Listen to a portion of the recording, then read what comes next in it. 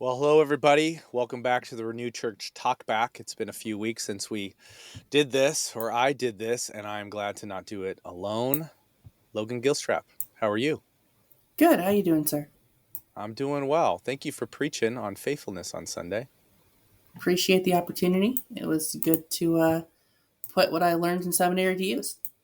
That's awesome. We're gonna get into that because you, as I like to say, took the cookies from the top shelf and you put it on the lower shelf for us to grasp. So when Jesus called us friends, and we don't reciprocate that language, but why not? We'll get to that in a second. So it's been a minute since we've done this, and my whole point in doing these talkbacks is to give an opportunity for specific questions to be asked, in part to foster more conversation and learning, but in part sometimes it's more personal, and so sometimes a question comes through, it's like, oh, that takes a specific phone call, but all these ones are more general, and so we'll tackle those.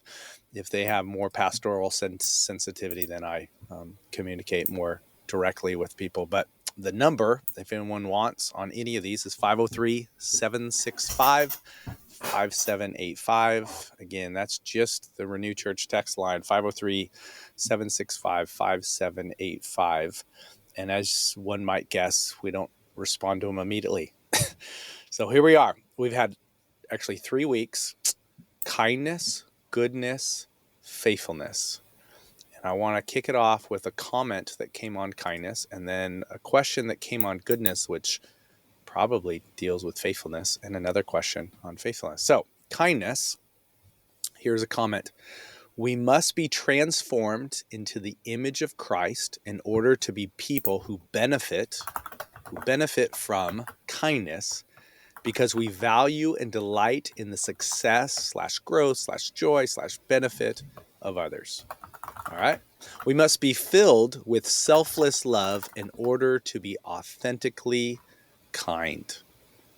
And I would add, otherwise, it's just niceness. Logan, do you have any comment on that comment? What insightful is it, like a quote from someone, or just a great insight from someone who comes to church with us? I think it was a great insight, inspired in the moment or right after the teaching that I gave on kindness. And in kindness, I specifically delineated the difference between niceness, nicety, and kindness. I held back one aspect that was in my notes that I think will come up when we get to meekness and self-control, is that the person being kind usually, hold on a second, I'm not sure how I'll splice these together, but the comment came on kindness. That was a few weeks ago. I taught on kindness, and then goodness. In fact, the passage might be helpful to quote here. Well, I don't even need to bring it up. The fruit of the Spirit is love, joy, peace, patience, kindness, goodness, faithfulness, gentleness, self-control. Against such thing there is no law. Right? But we have also been crucified with Christ, so we do not live according to our lusts or passions, desires or passions. And so these are the things that not only we have to do and we must do, but we get to do. In fact, the last point you made in your sermon on Sunday, what was the last point that you made as we went to the communion table? Yeah. If I remember, I'm reading your mind properly. It's that what God demands, He provides, and that it's the fruit of the Spirit, not the fruit of my hard work. And so, if we're looking at any of these virtues, like any part of the fruit of the Spirit, and we're like, I need to do this, I need to achieve this, am I measuring up to this standard? I got to work harder. Then we've completely missed the boat. So good. That's so true, right? It does not depend upon us or our works. In fact, it's called the fruit, not the works. The works of the flesh are evident, and then it goes into the fruit of the Spirit. So it's the life of Jesus by His Spirit through us. So the comment came on kindness. Here's a question on goodness. How can we display goodness to those who have wronged us, broken our trust, or disrespected us? Perhaps we have forgiven them, but the natural human and sinful instinct of having a tough time trusting them again, to strain with displaying goodness, can still be there and linger. Did I read that with good inflection? Here's the last question of it. Does that mean we haven't truly forgiven them? So let's parse through what forgiveness is. If someone has wronged us, broken our trust, or disrespected us, it's a question about goodness, but it seems like it's also a question about faithfulness, which helps demonstrate how all of these are connected. We cannot really separate them. Logan, what are your thoughts here? My first thought is, have you reached out and called this person? I don't know who this is. Like, Jeff is getting big on confidentiality, but I can guarantee you that this person has someone or someone's in mind who have done these things. And so I think as we go into the answer, it'll be evident that the details really matter. Mm-hmm. And Jeff is here to help you work through that. Me too, but Jeff's the full-time paid staff guy. Right? So if you're looking for shepherding or advice on your particular case, yeah, we can talk in generalities here. But I think it's really important and helpful to actually get counsel on the specific thing that we're working through. Yeah, because we're not just applying principles to situations. These are our actual lives, right? So there's a delineation and wisdom but how can we still display goodness to those who have wronged us, broken our trust, or disrespected us? Or if we would have worded as faithfulness, how could we remain faithful to God? How can we display this? How can we be good or kind or loving or joyful towards those who have wronged us? And if we can't, have we really forgiven them? So help us understand this a little bit. Yeah. So in a passage I promise is related, right? Psalm 51. David makes a startling claim about sleeping with another man's wife and then having him murdered to cover it up. Against you, you only have I sinned and done what is evil in your sight, so that you may be justified in your words and blameless in your judgment. That's verse 4. Now, is it true that David only sinned against the Lord? No, I mean, No. Adultery is a sin, murder is a sin. Like, there are people who are harmed by that. But David is rightly recognizing that his duty to God far exceeds his duty to even Bathsheba, her husband. Mm-hmm. And so the greatest sin that he committed was actually sinning against him, because God commanded that there will be no adultery, there will be no murder. And then he breaks God's command by doing those things. And so I hoped I emphasized on Sunday, although this question was probably asked before, so is that we are not loving and joyful and kind and peaceful and all of these things because the people in our life who benefit from that deserve it. If that were the case, we would exhibit this fruit of the Spirit at no time and in no circumstance, because no one deserves any of these things except for Jesus. And as those who follow Jesus, those who have been chosen to be his friends, part of our response to him, who is perfect in all of these ways and is fully deserving of our goodness and faithfulness, is that we obey his commandments, which would include displaying goodness to people who have wronged us, broken our trust, and disrespected us. I mean, all of those things could be very understated ways of describing how Jesus was treated. But that did not dissuade him from going to the cross and dying on our behalf while we were yet his enemies. And so I think if we think about, do we owe them the good thing? We're asking the wrong question. Do we owe Jesus doing good to other people. Mm-hmm. Mm-hmm. Do you think, could we say that goodness, like all of the fruit of the spirits, is like a mirror, in that we are reflecting the goodness, but not the goodness of the other person. We're reflecting the goodness of the Lord. So in that way, we're like the moon, right? We're not the sun. Doesn't start with us.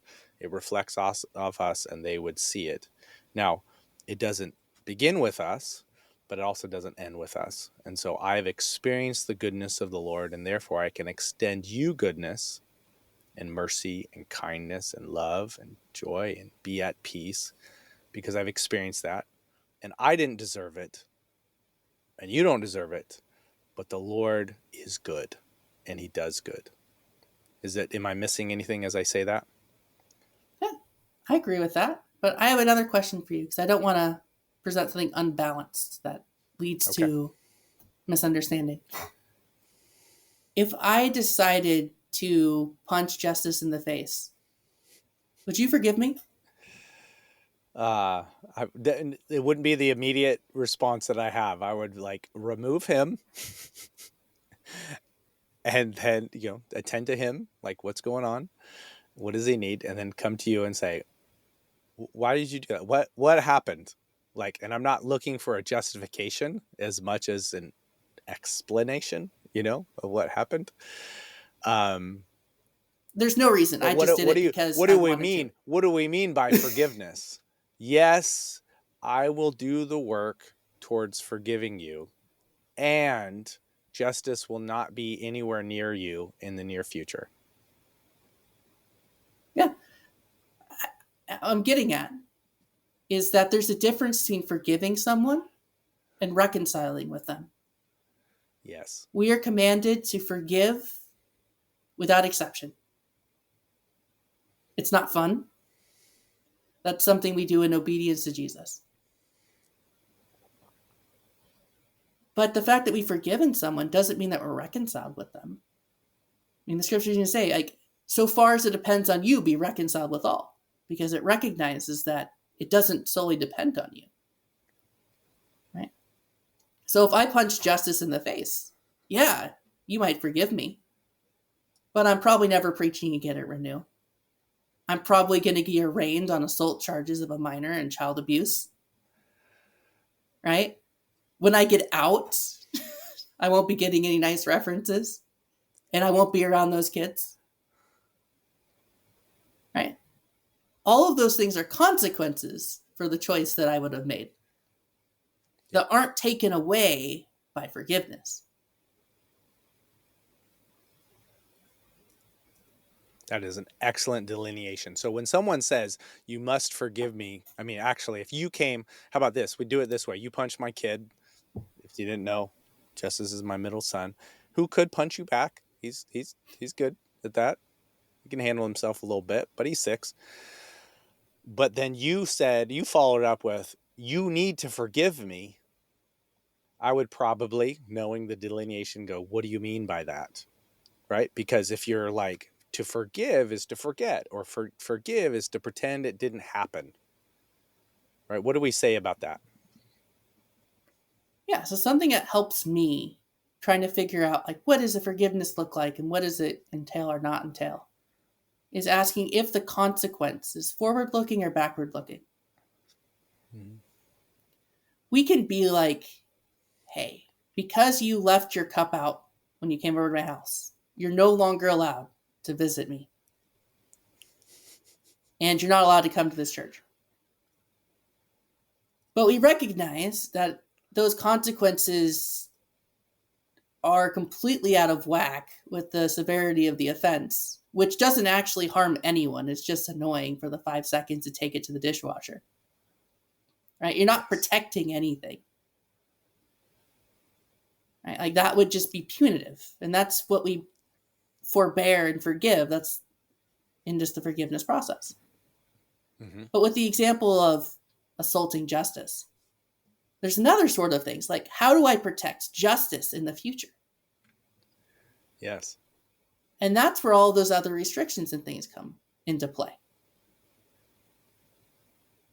And all of those are perfectly fine and good. Indeed, you'd be a horrible parent if you allowed someone who abused your kids to come back in contact with said kids, Yeah. because you're failing to protect them from future harm. Right? And that's an area that we defer from God.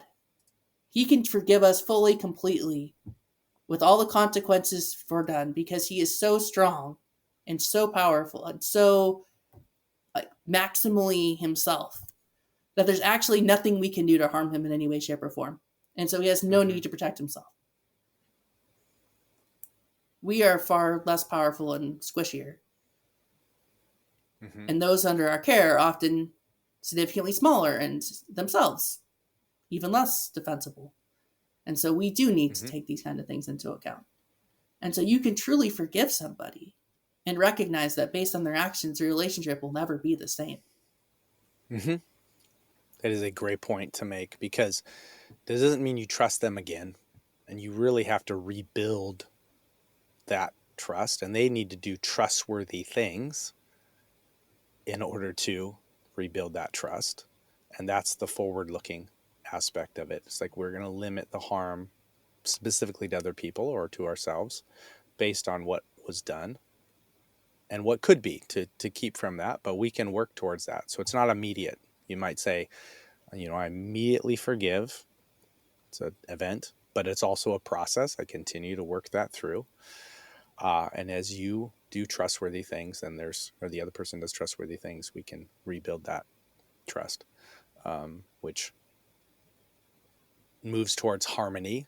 That's the quote in Romans 12, or peace, or reconciliation. Yeah. And It's keep in good. mind that, like, sometimes rebuilding the trust to the place it was before is literally impossible. Yep. With the kids abuse thing, or a man abandons his spouse and marries another woman. Reconciliation to the previous marriage is abominable. Yeah. Right? And so, depending on the circumstances, going back to the way it was before may not even be desirable. But that's why I think it's vitally important when we are hurt by somebody and there are these kinds of concerns that we reach out to our pastor or someone else we can Mm-hmm. trust to work through what it looks like in our own context. Because That's at really least for me, smart. it's much easier to tell what someone else should do than what I should do, because clearly when I am hurt, it's far more severe and the consequences be far more drastic than when something else or the same thing happens to someone else. Yes.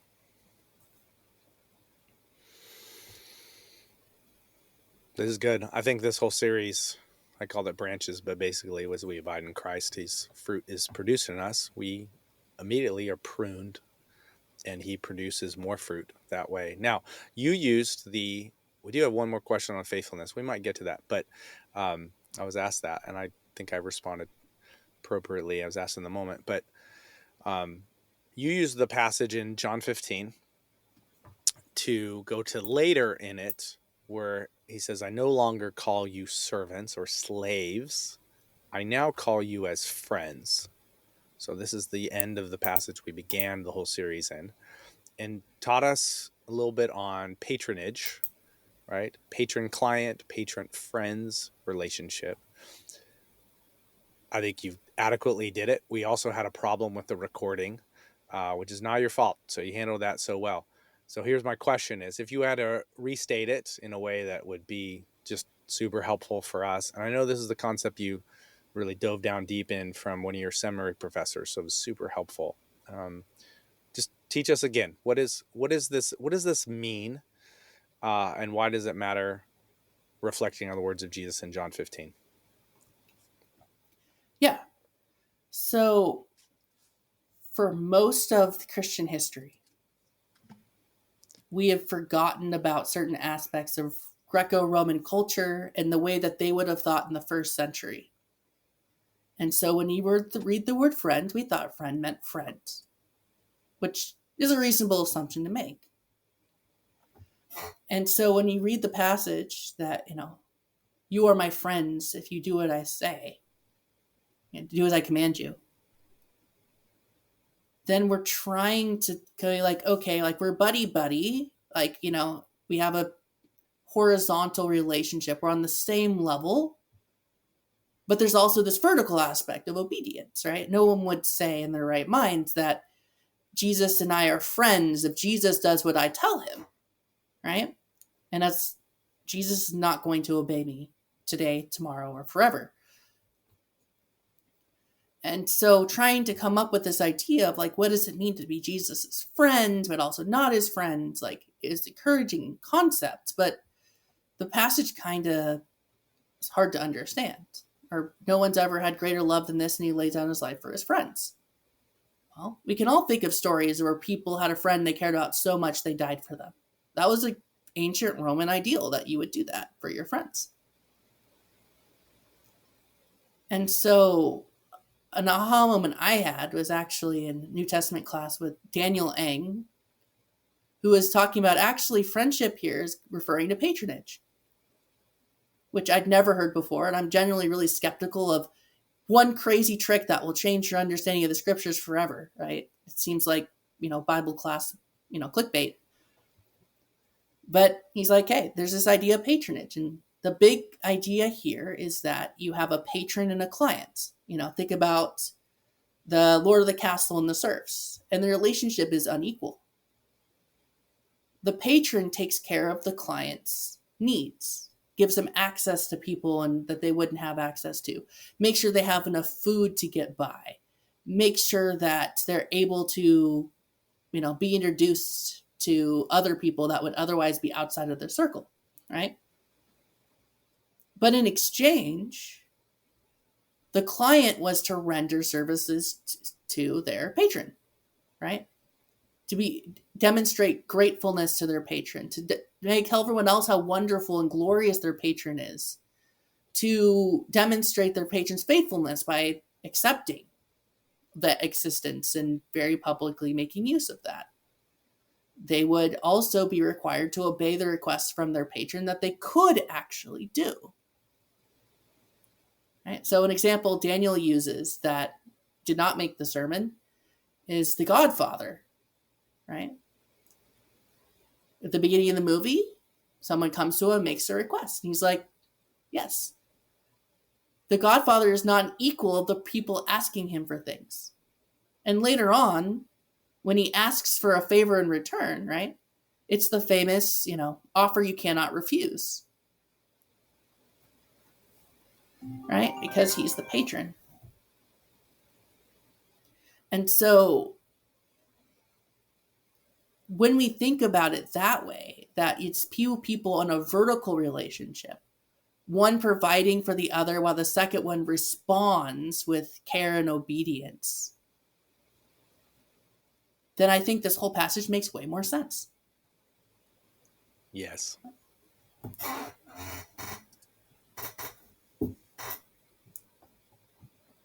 And so that's why you use the hierarchy symbol, imagery of a graphic that's like, each patron is in sense a client of another patron, and it goes all the way up, and who's at the top of this food chain in that culture? Yeah, it'd be Caesar, right?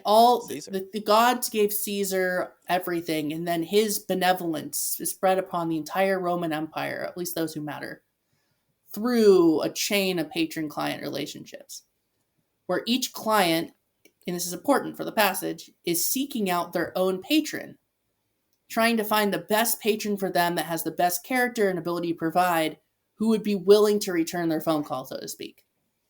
Right? If you're a farmer in Galilee, the odds that Caesar's going to become your direct patron is 0. He ain't got time for you. So you need to understand your actual social place and ask someone one rung above so that you would be useful to them, that you're making much of them would help make them more glorious, but not go too far such that they would have no use for you. Because ultimately, the patron isn't doing this out of the goodness of their hearts. They're doing it because they want to look good and have the additional standing and clout that comes with having all of these clients who can vote for them and campaign for them and do things that they need done. So when the crowds reject Jesus and he is being unlawfully, unjustly tried during the whole Passover, and he goes before Pilate and he wants to wash his hands of this, what do the people say? If you do this, you are no friend of Caesar. Right? You Yeah, brought that out. That was super helpful. like Pilate is ultimately convinced to have Jesus put to death in spite of knowing he's innocent of all the charges, because his duty of loyalty to Caesar is higher than his duty to obey the law, because Caesar is the one who gives the law. And so, and in an attempt to not follow through on this, he appeals to the high priests, right? Who say, "Oh, we have no king but Caesar." Did they forget that God was their king? Like what's happening there? I mean, they're the high priest. They know the Torah like the back of their hand. They memorize the entire thing. They know full well that God is their king. But they also know that to get Jesus killed now, they got to do what they got to do. Right? So, in that moment, at least, their desire to get rid of Jesus was more than their desire to honor the Lord, which is why they had been willing to break all of their laws and practices to get Jesus to that point. So taking that back to our lives, faithfulness, how does that principle of like, who am I trying to honor and obey the most? Right? And therefore, how will I be faithful to them? How to bring it home for us, and as an application on faithfulness as a fruit of God's Spirit in his people. How do we live according to faithfulness? Or one of the questions that came up, how do I know I've been faithful enough? When does faithfulness end? Yeah. Well, the answer, have you been faithful enough, is that we're incapable of being faithful enough. Because Jesus deserves perfect obedience all of the time. And it's really simple to do that. Just love the Lord your God with all your heart, mind, soul, and strength, and love your neighbor as yourself. That's it. 2 things.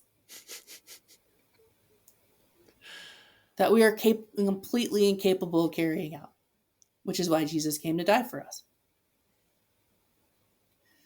But I also think the whole idea of, have I been faithful enough, is the wrong question, right? It's like the rich young ruler who comes and asks Jesus, "Teacher, what can I do to get eternal life?" And Jesus' response is, "No one is good but God." Right? Like, why do you call me good? Yes. Trying to highlight that the rich young ruler is not good and therefore cannot actually do what's required. But he has no self-awareness, so he claims that he has obeyed all of the law from his youth, until Jesus makes a request of him of giving all he has to the poor and following him, designed to demonstrate to the rich young ruler where his heart lies and that he's not good. So the answer to, am I faithful enough, is no. That's why Jesus came. Mm-hmm. So ought we live out faithfulness to the Lord? Absolutely. Will that mean being good and kind to those who have wronged us in all kinds of ways? Absolutely. As long as we're taking into account the necessary forward-looking changes to the relationship that are necessary to do that. So if you're in a marriage, right, and your spouse hits you, domestic violence is one strike and you're out. Like, you should immediately take your kids if you have them, reach out to us or go somewhere, and you'll be physically separated for probably a substantial length of time. That's not unforgiveness.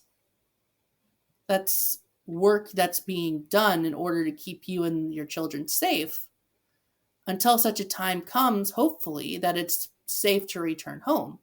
But that is reconciliation that is contingent heavily on the guilty party not just saying that they did wrong and committing to doing better, but actually demonstrating they recognize what they did wrong and living in such a way that all involved are convinced that they actually will not return to the old ways of abuse. So, yeah, like we can be faithful to God. Mm-hmm. And if the fact that it benefits a whole bunch of people who don't deserve it is a feature, not a bug. Yes. And then Jesus said something just astonishing. Greater love has no one than this, that someone lay down his life for his friends. No one in that system would dare lay down his life for his clients. That's not how it's done, right? It's usually the other way around. If it happens at all, yeah. Because remember, the Yeah. whole point of having clients is that you increase your own social standing and power and influence. And unless you're able to raise yourself from the dead, getting yourself killed kind of defeats the point. Well, he was able to raise himself or be raised from the dead. And so, how does this, let's take it a step further. How does this truth empower us to honor, obey, trust, follow Jesus? Like this is the gospel, right? And you made the point as we went to the communion table, because that is where we land, right? To just like the goodness and mercy of God, and that he is the master, the king, and he also elevates us from slaves to these friend level. What does it mean for us? Take us home. Yeah. So Jesus is demonstrated through his life and death on our behalf that he is willing to do what it takes that we might be glorified with him and to be his brothers that he's unashamed of. He's already did the hardest part 2,000 years ago. And so when we're looking at our circumstances, people harming us, that things not going the way that they should, or the way at least we think they should, and we're wondering, does God really want the best for me? Mm-hmm. Is this truly like Jesus, like answering my prayer? It's vital we look back and see that he paid far too much to cheap out now. Unlike us, he knew at the beginning what would happen in the end. So it's not like he didn't Yes. realize how expensive it was, had new information, and now changing course. The perfect proof that Jesus is for us and that we can trust him. And we can trust that every command that he's given us is for our own good, is what he's already done. This is the good news. This is so good. Logan, thank you for this. Thank you for pointing us to Christ's faithfulness and enabling us to think through what does that look like to be faithful, to use it well. And I look forward to preaching on gentleness, aka meekness, this coming Sunday. Our phone number for these talkback is text numbers 503-765-5785. And I think as everyone has listened, having you on these is super helpful. So we will definitely do it again.